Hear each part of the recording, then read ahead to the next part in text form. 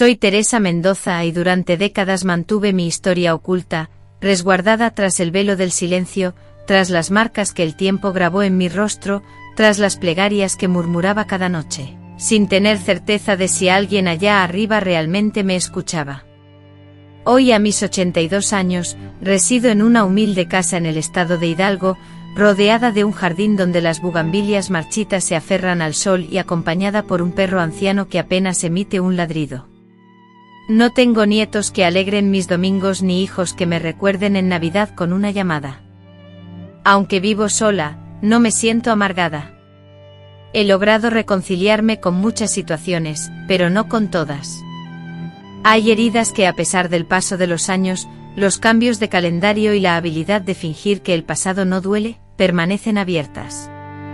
Y hoy, tras tanto tiempo de silencio, de vivir con la angustia constante en la garganta durante más de 60 años, he decidido hablar, no con la esperanza de obtener justicia en esta etapa de mi vida. Ya no confío en los sistemas judiciales ni en las soluciones rápidas que ofrecen, sino que mi intención es que al menos una persona en algún lugar escuche mi relato y comprenda que estas situaciones ocurrieron y, lamentablemente, aún persisten. En mi juventud, me convencieron de que las mujeres estábamos destinadas a servir, a acatar órdenes y a soportar. Creía firmemente en ello porque así me lo enseñaron. Mi madre, una mujer sumisa, vivía con la mirada baja, rara vez alzaba la voz, cocinaba sin protestar y aceptaba los maltratos de mi padre como si fueran parte del sustento que nos proporcionaba. Ella no expresaba su dolor, nunca decía, me duele. Ni siquiera cuando le rompieron la nariz con la hebilla de un cinturón. Simplemente se encerraba en la cocina, encendía la radio a bajo volumen y preparaba los frijoles como si nada hubiera sucedido. Yo, una niña con trenzas apretadas y piernas delgadas, observaba el mundo desde los rincones, temerosa de hacer el menor ruido. Y ahí estaba él, Esteban, mi hermano mayor, el que me trenzaba el cabello con esmero cuando mi madre estaba ocupada, el que me sorprendía con mazapanes, mi dulce favorito, cada vez que regresaba de sus salidas con sus amigos. Era el que se jactaba de protegerme de cualquier peligro o daño, pero un día, sin previo aviso, traspasó un límite invisible y oscuro del que jamás se pudo regresar. Hoy, al evocarlo, me pregunto cómo pude ser tan ingenua, cómo no logré identificar las señales de advertencia que se manifestaban ante mis ojos. O quizás sí las vi, pero me negué a darles voz, a nombrarlas en voz alta. Porque en aquellos años ciertos temas eran tabú, especialmente cuando el sufrimiento y la vergüenza se gestaban dentro de los muros familiares.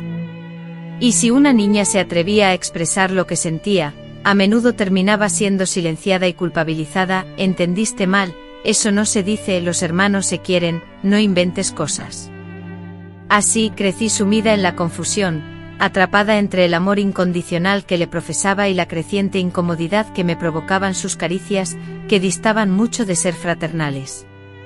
Lo que había comenzado como juegos aparentemente inocentes, como cosquillas prolongadas que se extendían más de lo debido, como abrazos furtivos en la penumbra de mi habitación, se transformó en algo completamente diferente y perverso. Yo apenas tenía 12 años. Comprendí que la forma en que me miraba ya no era la misma, ya no me veía como su hermana pequeña, sino de otra manera, diferente. Me hablaba en voz baja solo cuando estábamos a solas, y me pedía que guardara silencio, que era un secreto entre nosotros, y me advertía que si contaba algo, él se metería en problemas y mi padre me castigaría por mentirosa. Y lo peor de todo es que le creí, porque en nuestra casa, quien se atrevía a hablar era castigado, y a las niñas nunca nos daban la razón. Éramos solo las hijas, las pequeñas, las que debíamos ser obedientes, las que tenían que callar y agachar la cabeza. Esteban tenía novia, una chica guapa del barrio con la que salía los fines de semana, y cuando ella se enfadaba con él o no quería verlo, él venía a buscarme a mí. Siempre decía que yo lo entendía mejor que nadie, que yo sí lo quería de verdad, y me lo repetía una y otra vez hasta que esas palabras, como un dulce veneno, se instalaron en mi interior. Desde muy pequeña, sin comprender el motivo, desarrollé un profundo sentimiento de repulsión hacia mí misma. No compartí mi sufrimiento con mi madre, ni con la amable dueña de la tienda, ni con la catequista de la iglesia. No porque no deseara hacerlo, sino porque me era imposible. Cada vez que intentaba verbalizar lo que me ocurría, la voz de Esteban resonaba en mi mente, advirtiéndome que nadie me creería y que esto solo le sucedía a las niñas tontas que lo provocaban. Me sentía impura, estigmatizada, culpable de todo lo que me pasaba. Cargué con esa culpa durante años, como si fuera una extensión de mi propia piel. En la escuela, aunque mis calificaciones eran buenas, me mantenía aislada, sin amigas. Me era imposible sostener la mirada de otras niñas, temiendo que descubrieran mi secreto, que se percataran de lo que yo era, de lo que Esteban me había hecho y de lo que continuaba haciéndome en secreto, incluso cuando su novia lo rechazaba. El día que cumplí 15 años, mi madre me regaló un vestido azul adornado con flores bordadas. Me miró con cariño y me dijo que ya era una señorita y que debía tener cuidado con los hombres. Qué paradoja cruel, pues para ese momento ya había descubierto que los mayores tormentos no siempre provienen de extraños. A veces el peligro se esconde en la cercanía, bajo el mismo techo, en las mismas palabras de afecto, hermanita, pronunciadas por la misma boca que luego me imponía silencio. Prefiero creer que mi padre nunca supo, porque si fue consciente y no actuó, su silencio fue aún más perverso. Era un hombre rudo, dominante, que no admitía réplicas. A veces me pregunto si preferí imaginarlo ignorante para evitar la dolorosa posibilidad de que fuera cómplice. Hubo noches en las que mi hermano entraba a mi habitación, y el crujido de la madera resonaba con fuerza, imposible de ignorar. Sin embargo, nadie reaccionaba. Nadie abría la puerta. Nadie se preocupaba por las lágrimas que secaba al día siguiente, mientras recogía la ropa tendida. Y así transcurrieron los años. Aunque mi cuerpo crecía, la niña aterrorizada persistía en mi interior. Me transformé en mujer sin haber conocido la niñez. Mi cuerpo cambió, pero yo no supe habitarlo. Me aterraba exponer mi vulnerabilidad, me asustaba experimentar mis emociones. Jamás me permití enamorarme, nunca dejé que nadie me tocara, no por falta de deseo, sino porque el simple contacto físico me sumía en el pánico de regresar a esa habitación sombría donde mi hermano profería palabras que ningún hermano debería pronunciar. Ahora vivo sola, y esta soledad no es una carga. Me ha salvado, me ha ofrecido el espacio necesario para reflexionar, para respirar, para comprender que yo no fui la responsable, que lo que sufrí fue un crimen, aunque nadie lo reconociera como tal, que mi silencio fue forzado, y que hoy, a mis 82 años, no debo nada a nadie. Hablo porque quiero, porque puedo, porque sobreviví.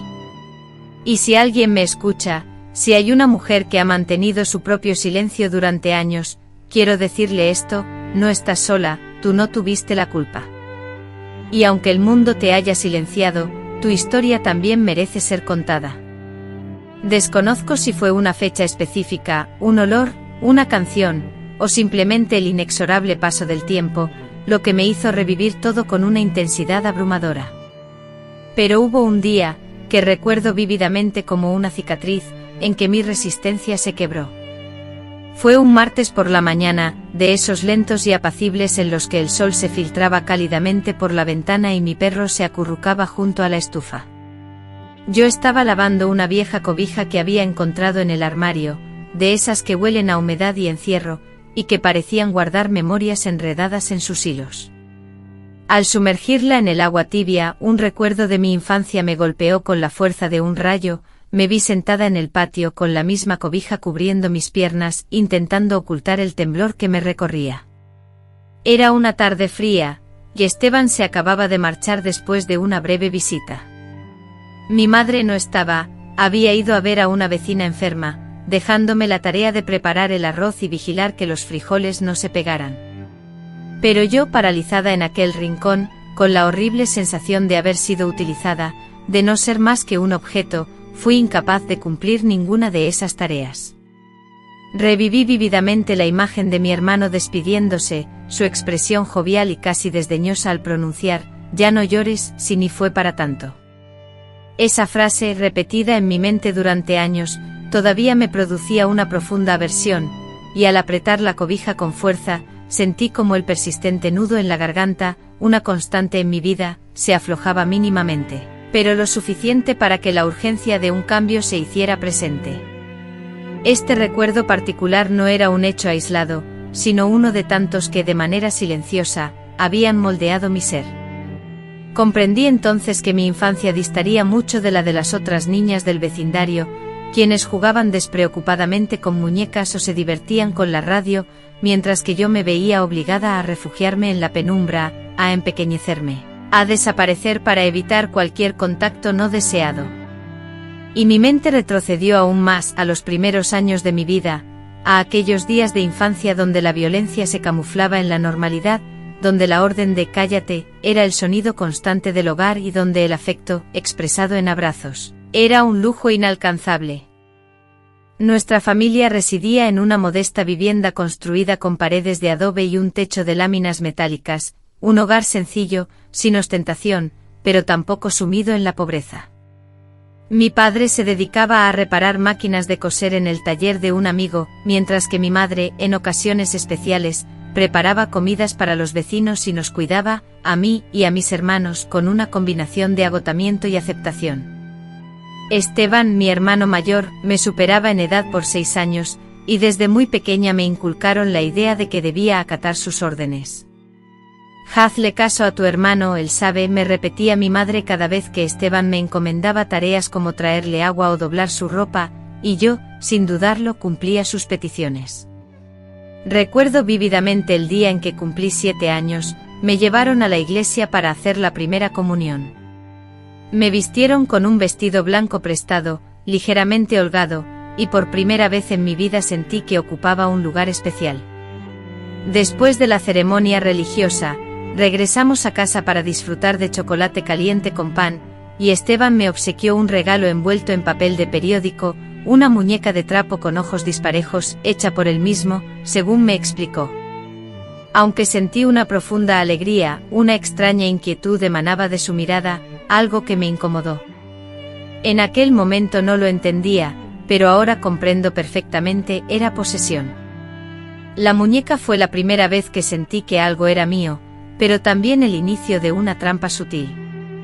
A partir de entonces él comenzó a insinuar que le debía algo, que me cuidaba y protegía, que me amaba más que nadie. Siendo tan niña, creía que eso era amor. Con el paso de los años, las visitas de su novia se hicieron más constantes. Se llamaba Leticia, era delgada y tenía el pelo negro. Me caía bien, siempre me traía dulces o me peinaba. Me gustaba cuando estaba en casa, porque su presencia lo mantenía alejado de mí. Pero los días que discutían y ella no venía eran terribles.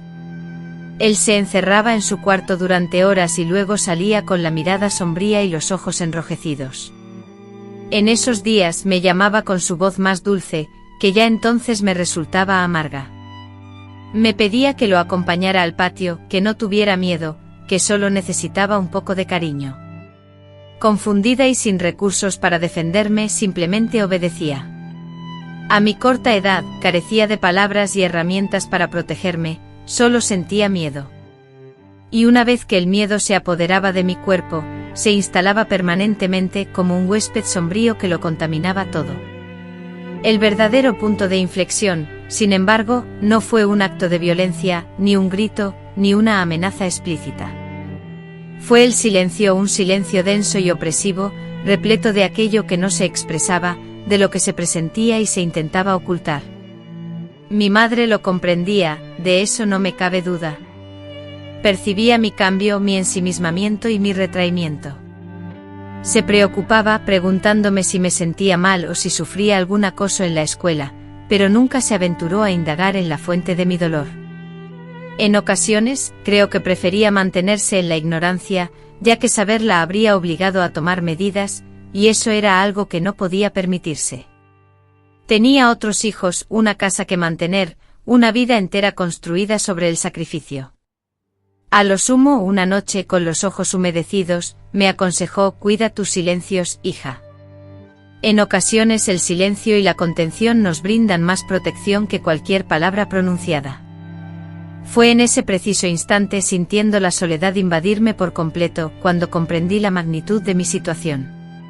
A partir de ese momento, la situación solo empeoró, comencé a sentirme mal físicamente, faltaba a clases con frecuencia y, para evitar salir de casa, recurría a la excusa de dolores de estómago inventados.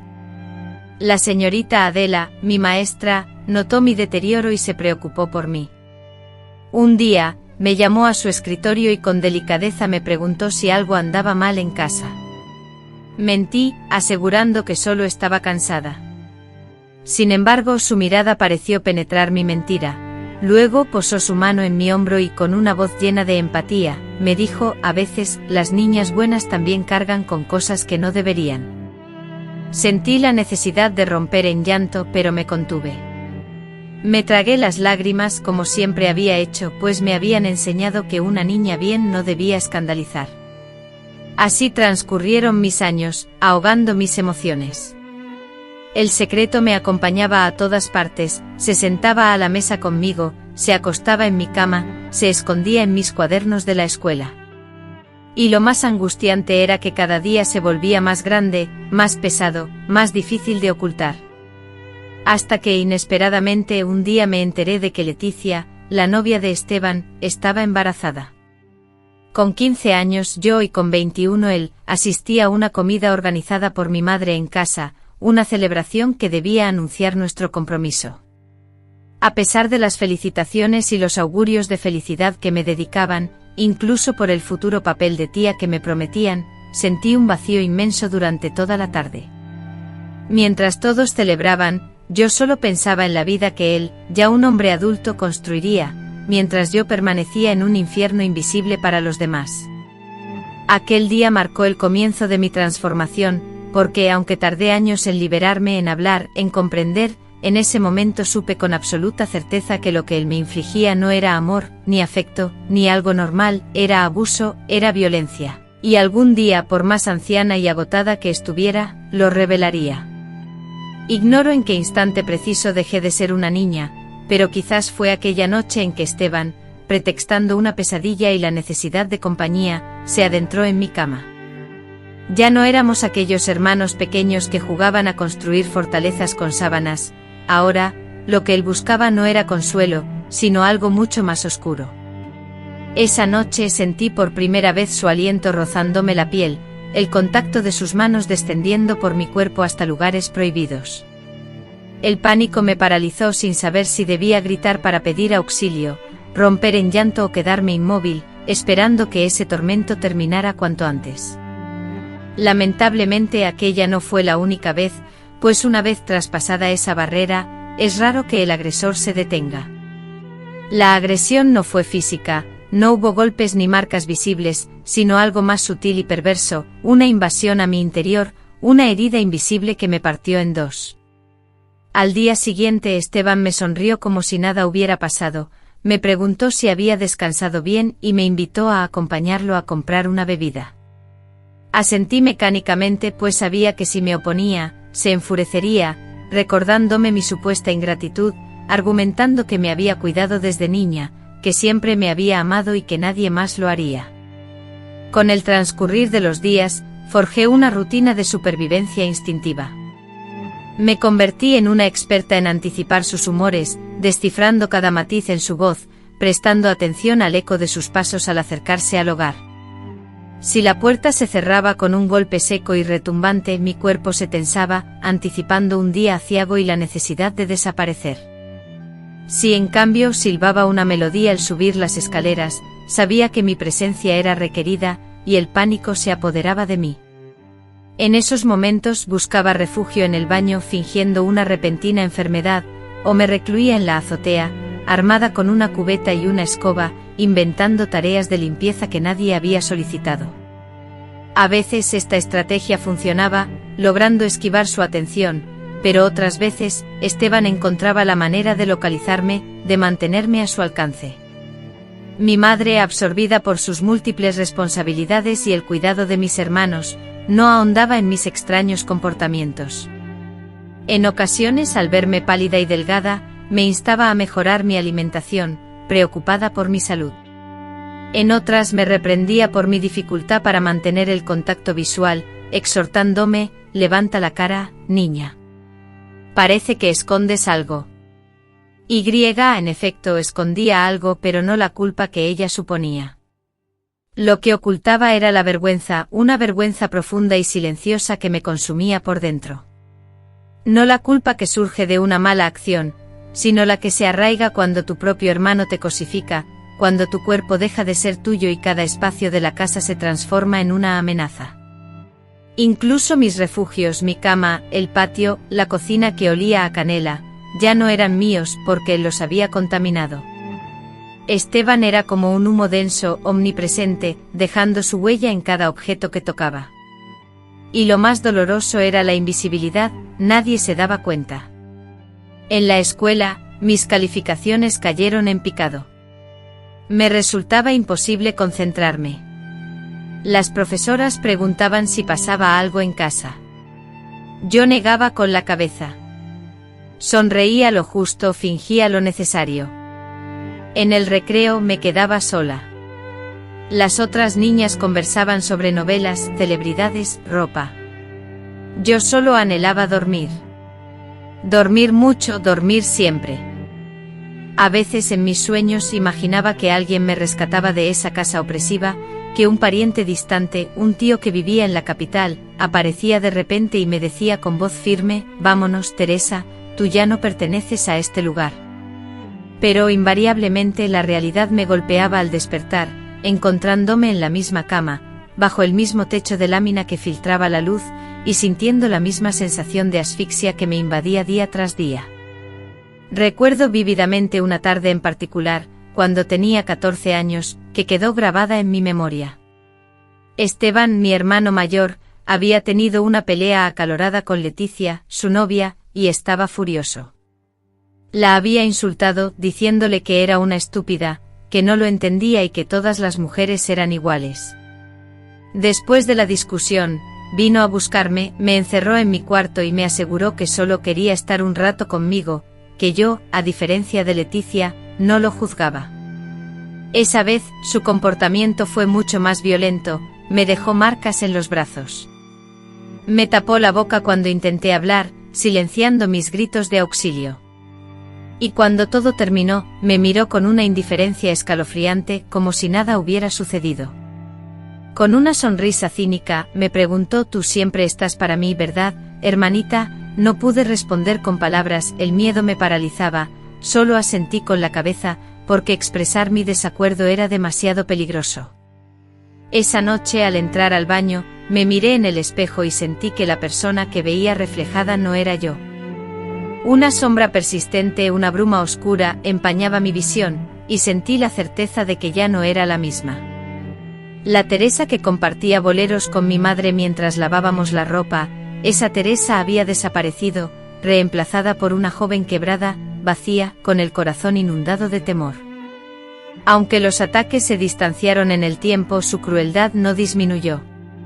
Mientras la relación de Esteban con Leticia se consolidaba, él asumía una fachada de hombre de familia, de hijo ejemplar, de prometido responsable. Todos lo alababan, destacando su laboriosidad y su fuerte personalidad. Nadie percibía su doble vida, nadie imaginaba que, como un ladrón, se infiltraba en mi habitación al amparo de la noche.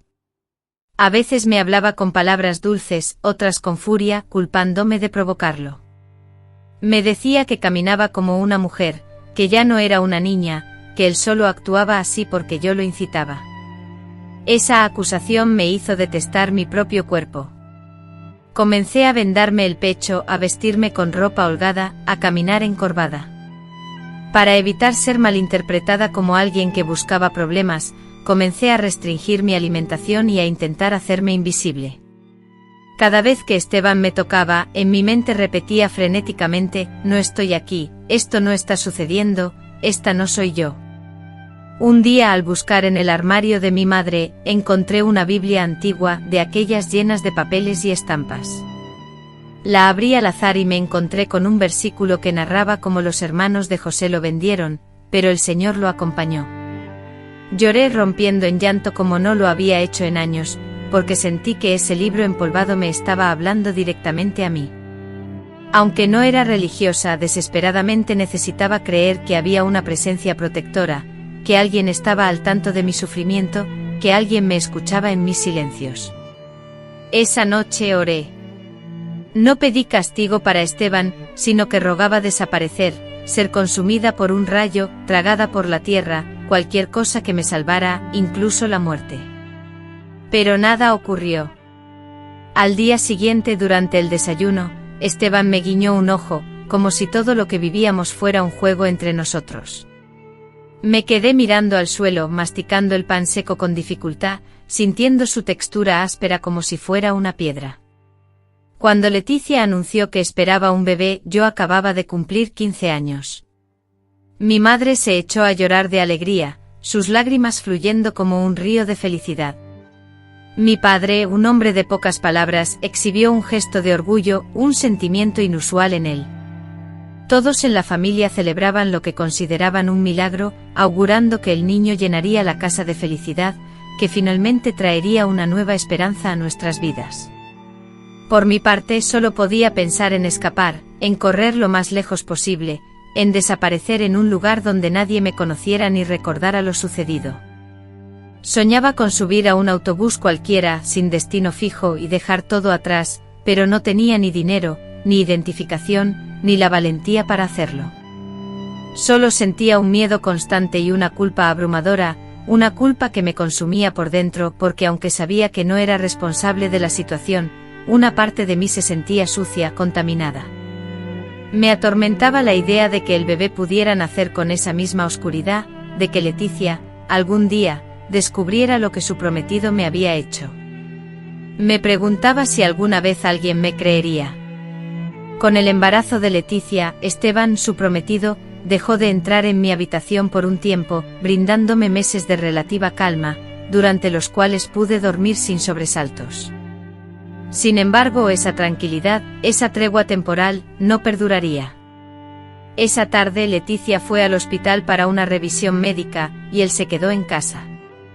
Mientras yo barría el suelo de la sala, lo vi acercarse. Su sonrisa era la misma de siempre, pero sus ojos reflejaban una sombra oscura que me resultaba familiar. Me dijo que me había extrañado, y que ahora que Leticia no podía cuidarlo, yo debía asumir esa tarea. Intenté escapar, pero me alcanzó. Me derribó al suelo y me tapó la boca. Fue lo peor, no por la agresión física, sino por la resignación que sentí, porque no lloré ni grité, porque en ese instante comprendí que mi espíritu se había quebrado para siempre. No recuerdo con exactitud la edad que tenía cuando comencé a ver la realidad de manera diferente, pero sé que no fue un cambio brusco, sino algo gradual, como un velo que se levanta lentamente, similar a esas densas nieblas que se aferran a las montañas al amanecer y se disipan con lentitud, revelando lo que siempre estuvo presente, pero que no habíamos percibido. Fue un proceso lento, doloroso y silencioso, como todo lo que había experimentado hasta entonces. No experimenté una única revelación súbita, sino una acumulación gradual de pequeños indicios, de detalles sutiles que se fueron sumando hasta que ya no pude ignorar la verdad evidente. Lo que estaba viviendo no era algo normal, no se trataba de amor, ni de un proceso natural de crecimiento, era abuso, era un crimen, era traición, y yo era la víctima. No era una pecadora, ni una persona que provocaba, ni una adolescente confundida, era una víctima, y reconocerlo, incluso en mi mente, me llevó años. Una de las primeras fisuras en mi muro de negación se produjo una mañana de domingo, en la iglesia del barrio. Mi madre, fiel a su costumbre, nos había llevado a misa a mí y a mis hermanos, con nuestros mejores vestidos, el cabello perfectamente peinado y las caras limpias. Yo ya tenía 16 años, pero aún la acompañaba, porque era más sencillo aparentar normalidad que enfrentarme a sus preguntas. Ese día, el sacerdote leyó un pasaje bíblico que hablaba sobre el pecado de los hermanos de Caín, el precio de la traición y el silencio que puede llegar a ser mortal. No sé por qué, pero esas palabras resonaron profundamente en mí. Sentí que cada una de ellas iba directamente dirigida a mi situación personal. Mis manos comenzaron a sudar y sentí como mi corazón se aceleraba en mi pecho. Cerré los ojos y por primera vez me atreví a formular la pregunta que había evitado durante tanto tiempo: ¿y si no soy yo la culpable? ¿Y si él es el que está mal? ¿Y si tengo derecho a sentirme furiosa? Fue como un destello. Como si durante años me hubieran obligado a contemplar el mundo desde una única perspectiva, y de repente alguien me hubiera arrojado a una ventana diferente, desde la cual todo se veía distinto, más claro, más brutal, más real. Esa tarde no hablé con nadie, me encerré en mi habitación y rompí a llorar, pero no fue el llanto al que estaba acostumbrada. No era un llanto de miedo ni de aceptación. Era un llanto de furia, de una rabia que había estado reprimida durante años, fermentando en silencio, acumulándose en cada ocasión en que tuve que permanecer callada, en cada noche en la que fingí dormir mientras Esteban respiraba sobre mí. Lloré hasta quedarme sin voz, y en ese agotamiento encontré una certeza renovada: no quería seguir así, no sabía cómo, no tenía un plan, pero sabía, con una fuerza implacable, que algo tenía que cambiar. Porque si continuaba reprimiendo todos mis sentimientos, si seguía ahogando cada sollozo, cada evocación del pasado, cada roce de su piel, terminaría desvaneciéndome por completo. Mi cuerpo permanecería en este mundo cumpliendo con las expectativas de todos, pero mi ser interior se habría extinguido. La siguiente vez que Esteban intentó acercarse a mí, ya no era la misma persona. No lo confronté verbalmente, no le lancé improperios, ni lo denuncié a las autoridades, pero algo en mi expresión había cambiado. Mi actitud, antes sumisa, ya no demostraba mansedumbre. Él lo percibió. Se detuvo en seco, frunciendo el ceño, sin esbozar la sonrisa arrogante que solía exhibir. Me cuestionó, preguntando qué me sucedía, por qué estaba tan distante. No pronuncié palabra, solo lo observé con el cúmulo de odio que durante años había contenido. Y por primera vez él pareció incómodo, como si mi silencio, antes obediente, se hubiera transformado en una amenaza tangible. Se marchó sin siquiera intentar tocarme. Y esa noche, después de mucho tiempo, por fin pude conciliar el sueño sin la constante preocupación de que la puerta de mi habitación se abriera repentinamente. Sin embargo, esa noche no significó una victoria ni el final de mis problemas, sino el comienzo de una nueva y diferente batalla. Lo que vino después no fue mejor, simplemente diferente. Esteban, con su astucia, comenzó a manipular la situación de otra manera, esparciendo chismes sobre mí, sembrando dudas sobre mi comportamiento. Decía que yo era extraña, que me estaba volviendo rebelde, que mi forma de vestir era inapropiada y que incluso hablaba sola, insinuando que no era de fiar. Como consecuencia, mi madre, influenciada por sus palabras, empezó a mirarme con desconfianza. Ya no me pedía ayuda en la cocina como antes y me hablaba con una frialdad que me hería profundamente, mucho más que cualquier agresión física.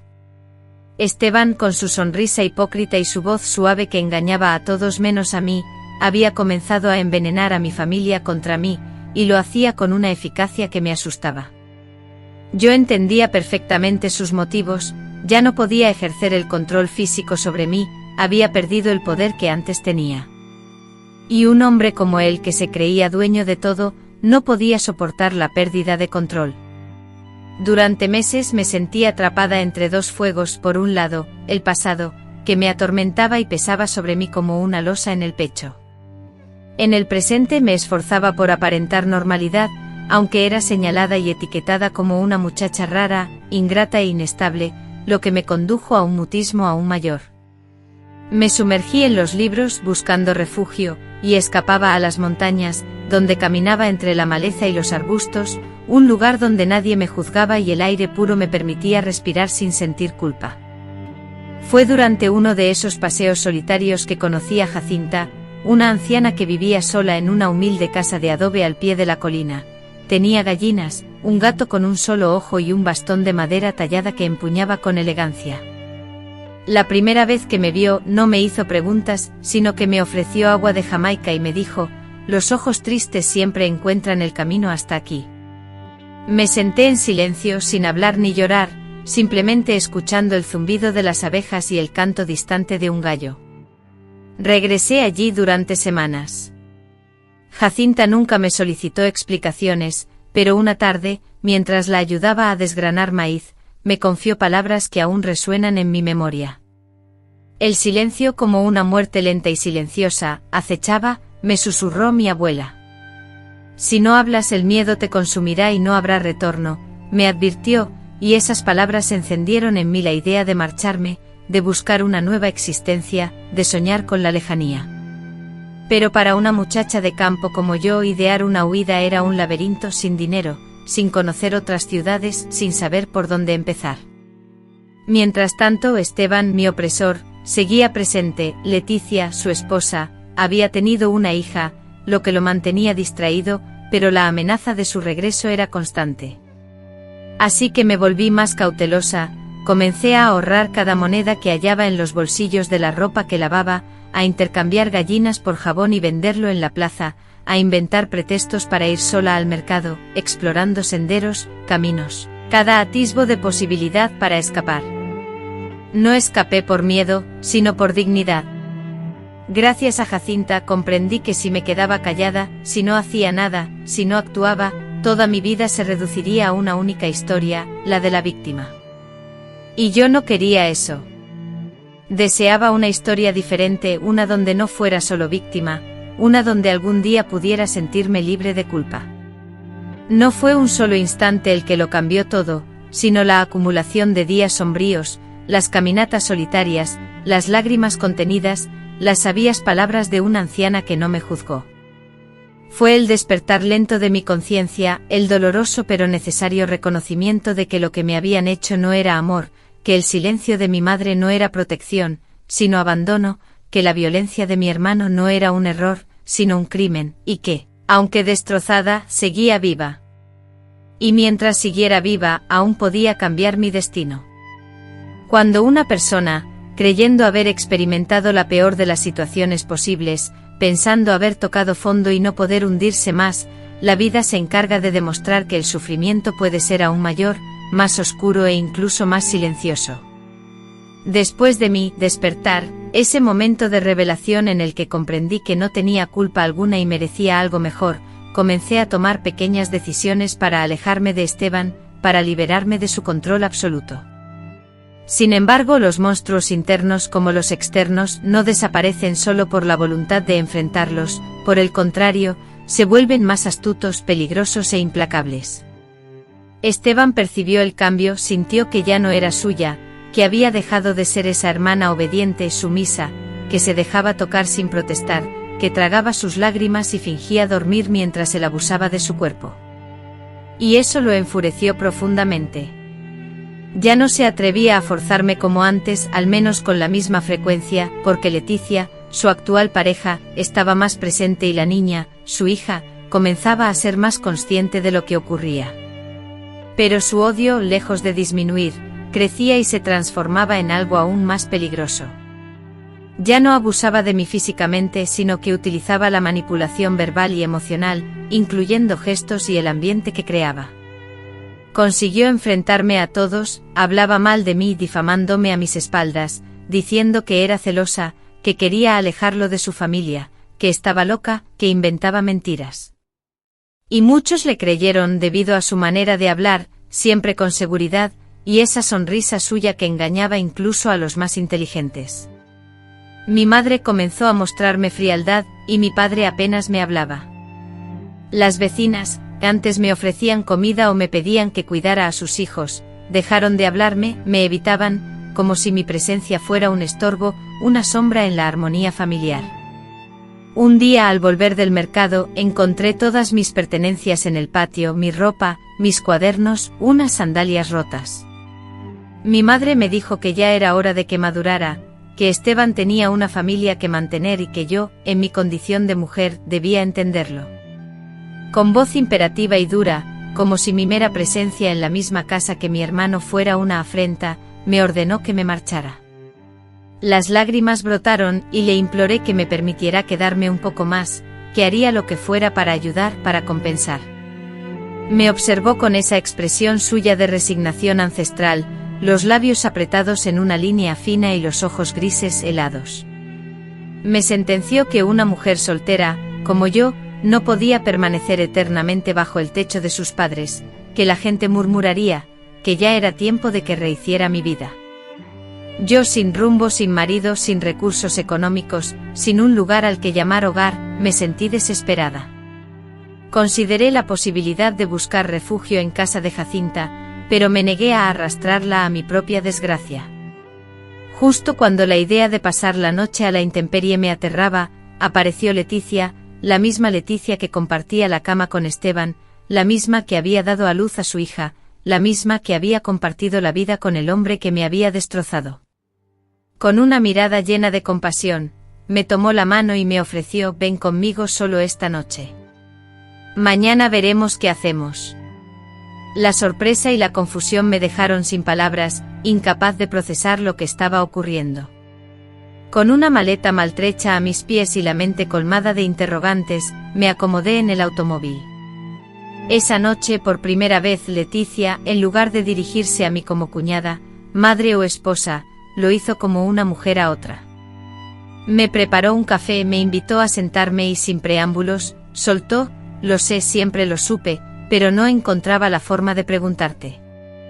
Tenía miedo. Me quedé sin habla, el corazón me martillaba con fuerza en el pecho. Ella bajó la mirada, enjugó las lágrimas con la manga de su blusa y continuó: una noche lo vi salir de tu habitación. Tú estabas pálida. Yo estaba embarazada de 3 meses. No supe qué hacer, no quise creer lo que vi. Me convencí de que debía ser otra cosa, pero no, ¿verdad? Fue entonces cuando por fin hablé.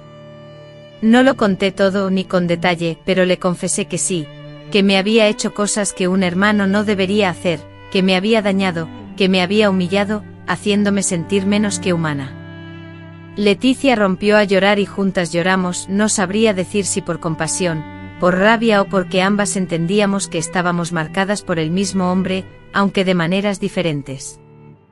Esa noche exhausta me acomodé en el sofá y por primera vez en mucho tiempo, sentí una ligera sensación de tranquilidad. No fue una paz profunda, sino apenas un respiro, pero suficiente para amortiguar el peso de los días. Los días siguientes se tornaron turbios y complejos. Leticia aún no encontraba la forma de explicarle a Esteban por qué me había acogido en su casa. Él, con la sospecha tatuada en el rostro, me dedicaba miradas llenas de odio cada vez que visitaba a su hija. Susurrando injurias me acusaba de arruinar su vida, de ser una ingrata, y amenazaba con represalias si revelaba algo.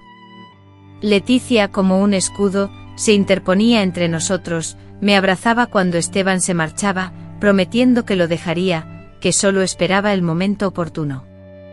Yo, desesperada, anhelaba creer en sus palabras, necesitaba aferrarme a esa esperanza.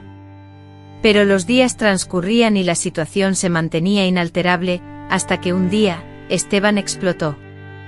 Irrumpió en la casa sin previo aviso, completamente ebrio, furioso, gritando que lo estábamos traicionando, que yo era una bruja, y que Leticia era una. Tiró objetos, rompió un florero con violencia, empujó a Leticia contra la pared.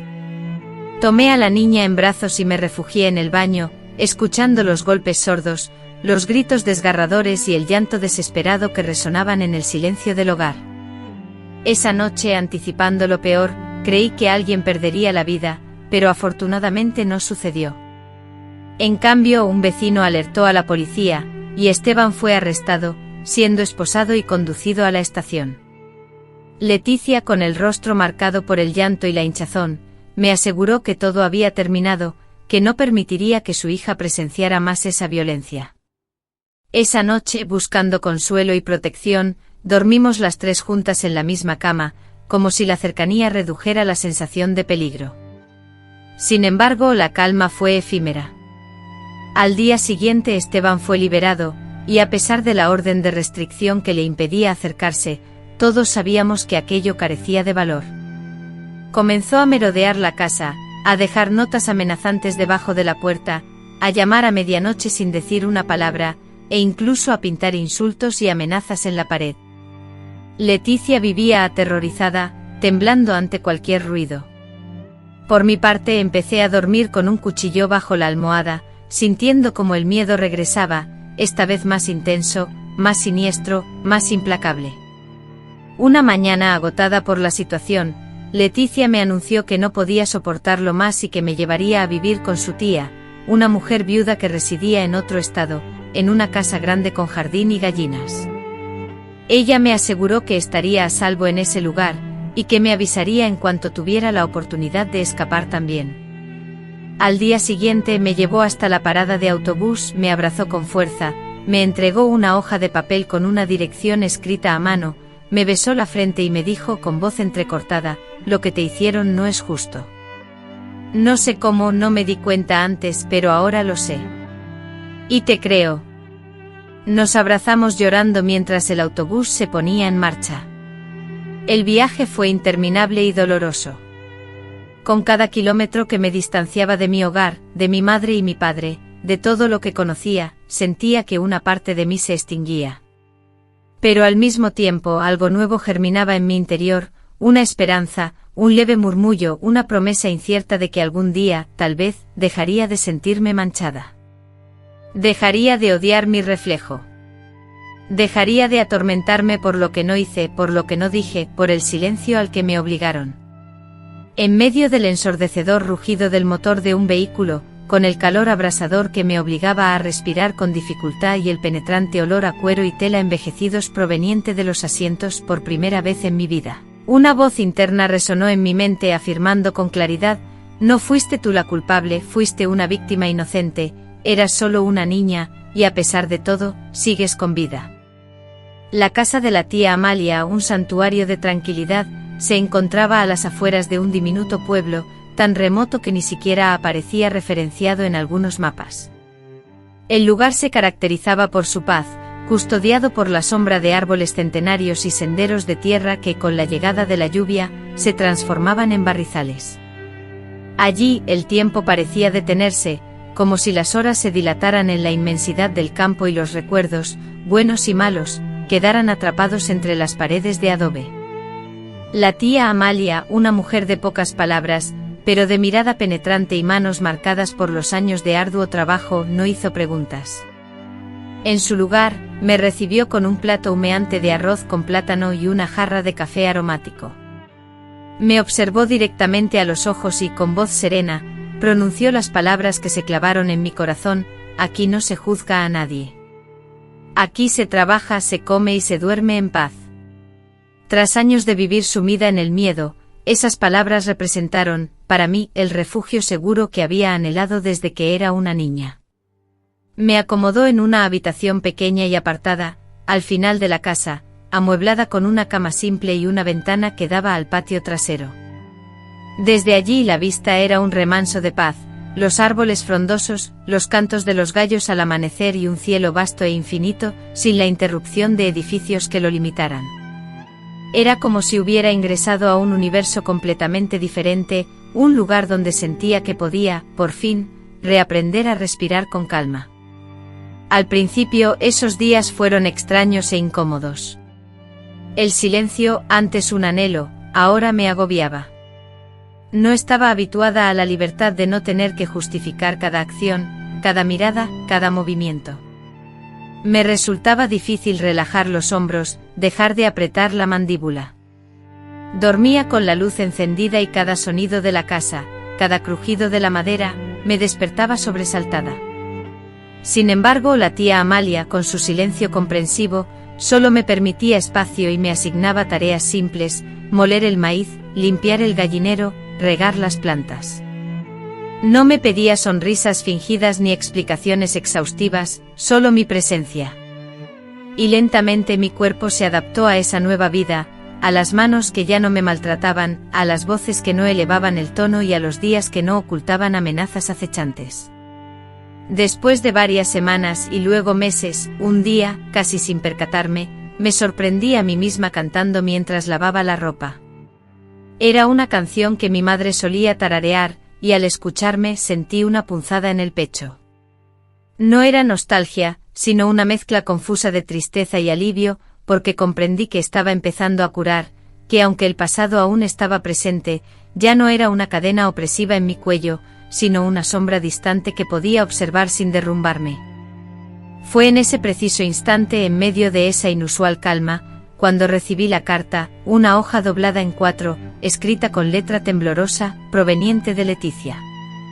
En ella me informaba que Esteban había fallecido, atropellado por un camión una noche en la que salió ebrio del bar, que no sufrió, fue rápido, que la policía no encontró testigos, que nadie reclamó el cuerpo hasta 2 días después, que ella misma fue a identificarlo por el bien de la niña, que no lloró, que no sintió nada, solamente alivio. Y casi al final de la carta, escribió algo que me dejó sin aliento: ahora podemos vivir. Sentada sobre la fría escultura de piedra con forma de gallina que adornaba el jardín frente a la puerta de la cocina, repasé una y otra vez el menú con la mirada perdida. La noticia de la muerte de Esteban, el hombre que había marcado mi vida con dolor, me dejó en un estado de aturdimiento. No sentí la liberación que esperaba, ni me desbordé en lágrimas, ni clamé por la justicia, ni busqué consuelo en la fe. Simplemente permanecí inmóvil, con la vista clavada en el horizonte distante, intentando comprender el significado de su ausencia. Esteban, el hombre que había maltratado mi infancia, robado mi juventud, mancillado mi cuerpo y silenciado mi voz, el que me había sumido en el miedo, la vergüenza y la opresión, había dejado de existir.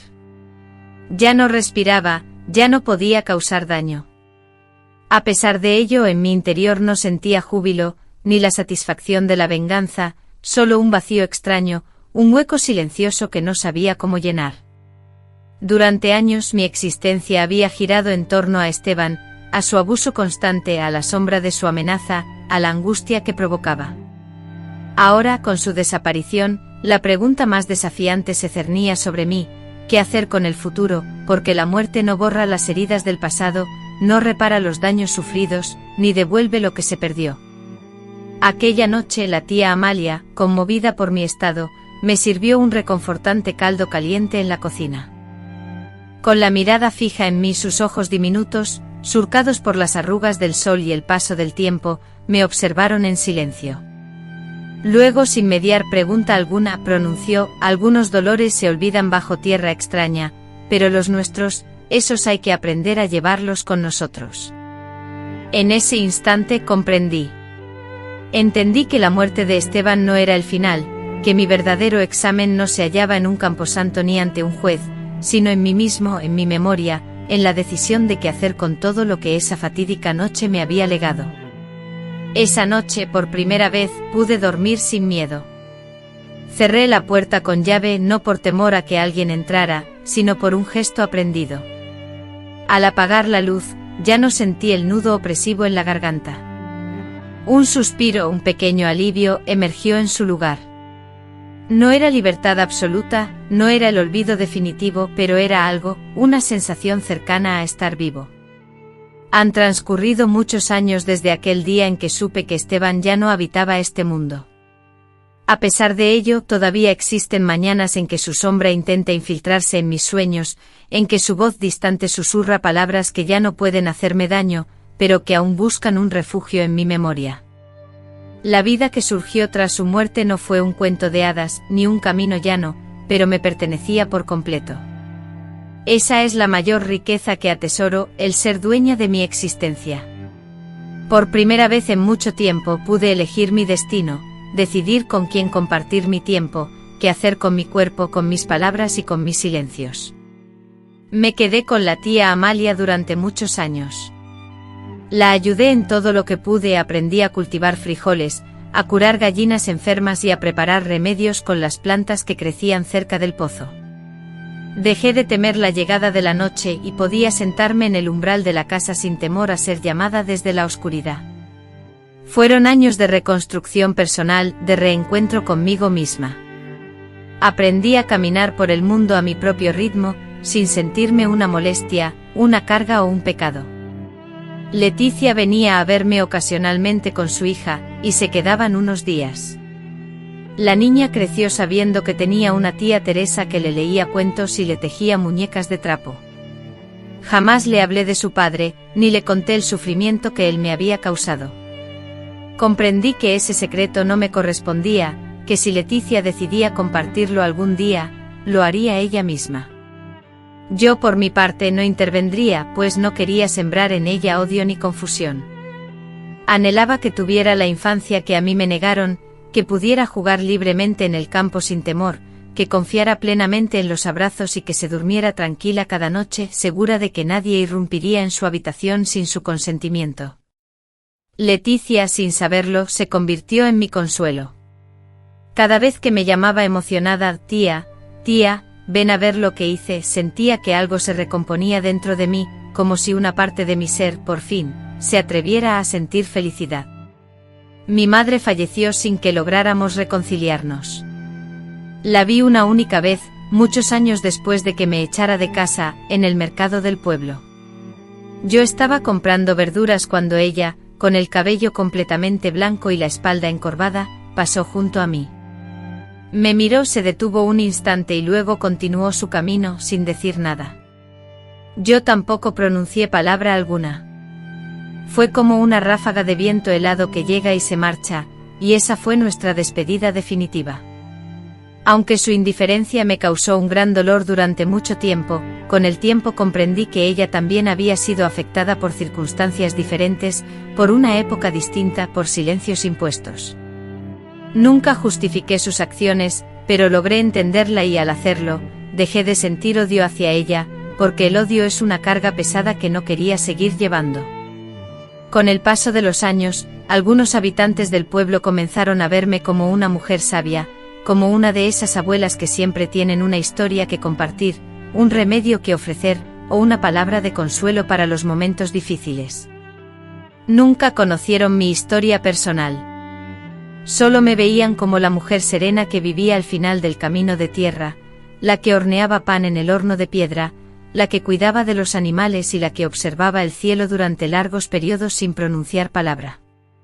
Disfrutaba ese rol, me hacía sentir valiosa, me hacía creer que todo el sufrimiento no había sido en vano, que el hecho de sobrevivir era también una forma de resistir. A mis 82 años, con el cuerpo fatigado y la visión ligeramente borrosa, siento que ha llegado el momento de compartir mi historia. No busco justicia, porque ya no es mi prioridad. No busco venganza, porque el odio ya no reside en mi corazón. Hablo porque durante mucho tiempo me cuestioné si mi experiencia merecía ser narrada, si alguien se tomaría el tiempo de escucharla, si valdría la pena reabrir viejas heridas. Y hoy estoy convencida de que sí, que cada vez que una mujer se atreve a revelar su verdad, abre una posibilidad para que otras también puedan expresarse. Cada palabra pronunciada alivia la carga que soportan aquellas que aún no han podido hablar. No me considero una heroína, no lo soy. En muchas ocasiones actué con cobardía. Me mantuve en silencio cuando debía alzar la voz, permití situaciones que no debí tolerar, y me sentí culpable cuando debía protegerme. Pero también resistí, me sobrepuse y busqué alternativas. Y es eso, al final, lo que perdura.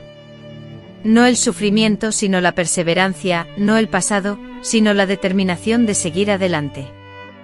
Porque sobrevivir no es simplemente mantenerse con vida, sino aprender a vivir plenamente después de haber experimentado el horror. Significa reconstruirse con las manos temblorosas por el miedo y la angustia, pero firmes en la determinación.